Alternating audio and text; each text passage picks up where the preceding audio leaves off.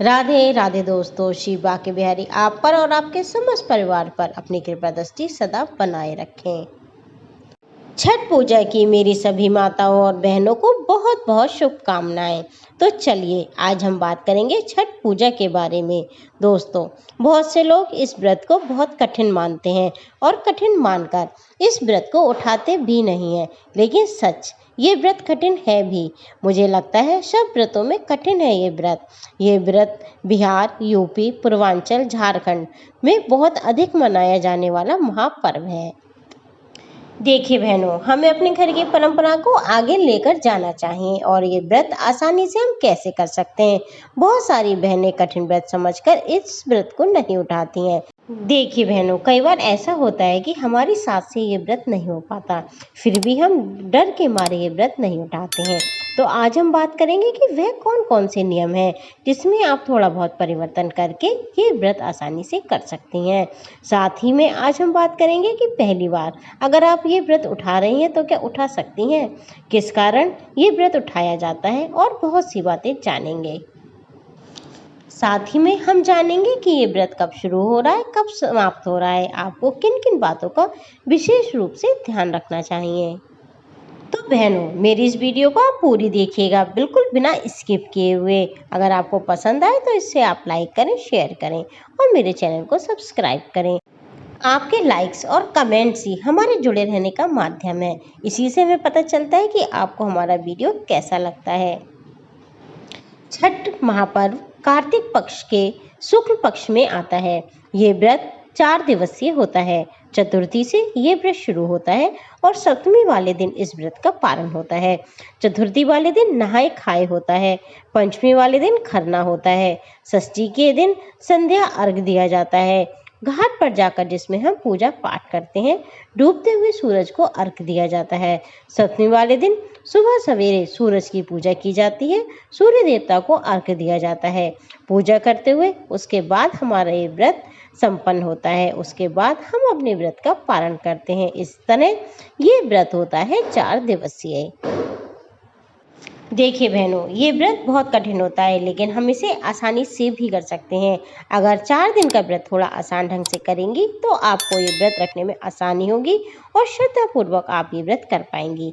जैसे इसमें खरना वाले दिन और षष्ठी वाले दिन निर्जला व्रत रखा जाता है और खरना वाले दिन हम सुबह से व्रत रखते हैं और शाम को आपके यहाँ जो भी बनता हो, किसी के घर खीर रोटी गुड़ की बनती है या दूध की, आप वही बनाएं जो आपके घर बनता हो, उसे खाकर आप पानी पी लेते हैं।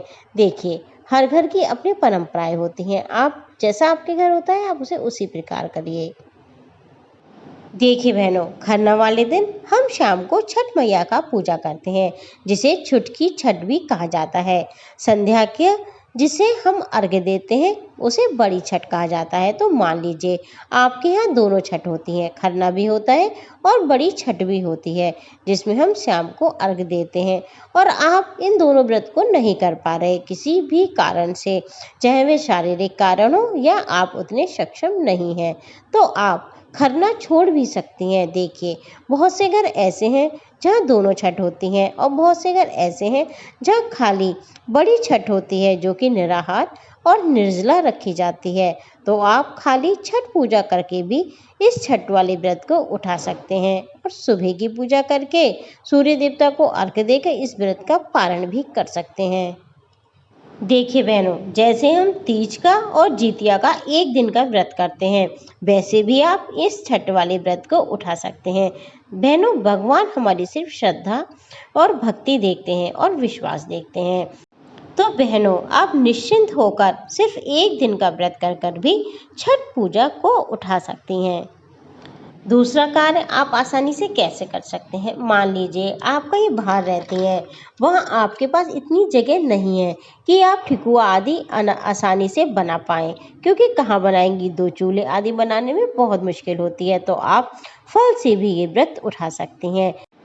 देखिए बहनों, किसी भी व्रत को ना करने से अच्छा होता है कि आप आसान तरीके से श्रद्धापूर्वक उस व्रत को करें, क्योंकि भगवान हमारी श्रद्धा और भक्ति देखते हैं और हमारे किए हुए व्रत को स्वीकार करते हैं। अब मैं आपको बता दूं कि छठ पूजा कब से शुरू हो रही है और कब समाप्त हो रही है। देखिए, ये 4 दिवसीय त्योहार होता है। छठ पूजा शुरू हो रही है 5 नवंबर को। 5 नवंबर को है नहाए खाए, दिन होगा मंगलवार। 6 नवंबर को खरना, दिन है बुधवार। और संध्या अर्घ्य है 7 नवंबर को, दिन है बृहस्पतिवार। सुबह का अर्घ्य है 8 नवंबर को, दिन है शुक्रवार। 8 नवंबर को उगते हुए सूर्य को अर्घ्य दिया जाएगा।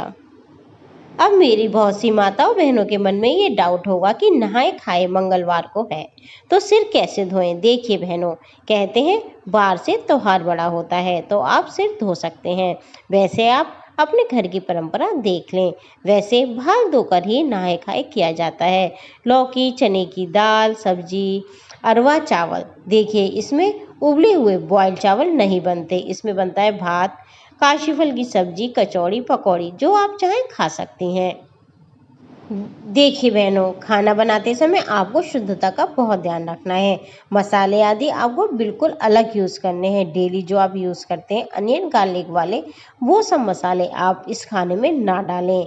देखिए, हम व्रत जितने अच्छे से कर पाएँ, हमें उसका उतना ही अच्छा फल मिलता है। देखिए बहनों, इसमें सबसे प्रमुख व्रत षष्ठी वाले दिन का होता है, जो हम शाम को अर्घ देते हैं और सुबह को व्रत का पारण करते हैं। तो आप बहनों मेरी सब बातें समझ गई होंगी। फिर भी अगर आपके मन में कोई डाउट हो तो आप कमेंट बॉक्स में मुझसे पूछ सकती हैं। बहनों, अगर आपको मेरी वीडियो अच्छी लगी हो तो इसे लाइक करें, शेयर करें, मेरे चैनल को सब्सक्राइब करें, बेल बटन को क्लिक करें, ताकि जब भी मैं कोई नई वीडियो डालूं तो उसका नोटिफिकेशन सबसे पहले आपके पास आए।